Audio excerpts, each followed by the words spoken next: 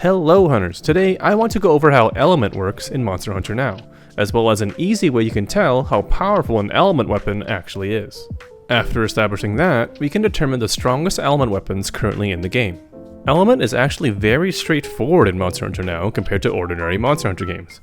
If the monster is weak to the element you are using, you simply add your attack and element together to make a new attack value. And that's it. This combined value is used for all of your damage including crits, so there is no separation of raw and element damage at all. Element is basically a big boost to your attack value. And because element is just a boost to your attack stat, element is then good for every weapon in the game rather than favoring multi-hit or fast weapons. So for example, the Anjanath bow at grade 5 has 370 attack and 181 fire. Combining the attack and element, we get 551 total attack. The same grade Rathalos bow has 361 attack and 232 fire, so these combine to 593, making the Rathalos bow essentially stronger by 42 attack, which clearly shows that the Rathalos bow is a bit more effective than the Anjanath when compared at the same grade. So adding the attack and element together is an easy way for you to determine how much attack your element weapons actually have. Comparing to the highest raw damage option, the Diablos bow at the same grade, it is pretty clear that element weapons simply do more damage. One thing to remember though is that element does nothing to a target that is not weak to it, so using the Rathalos bow against a target not weak to fire only has 361 attack.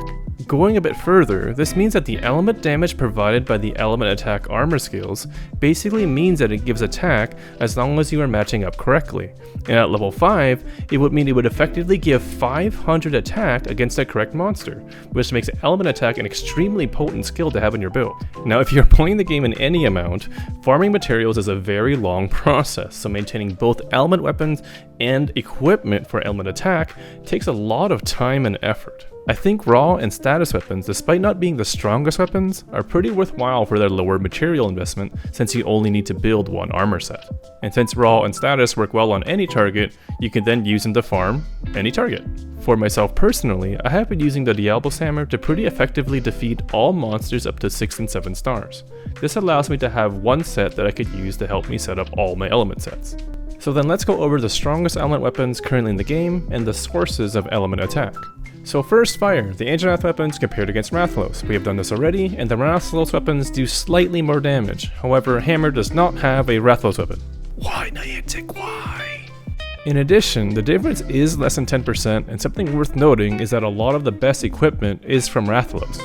So choosing Anjanath might not be a horrible choice to reduce the amount of Rathalos materials you'll need in total. 2 points of the fire attack armor skill is available on the Anjanath head, and the Anjanath gloves gives 1 fire attack at base and 1 more after reaching grade 6.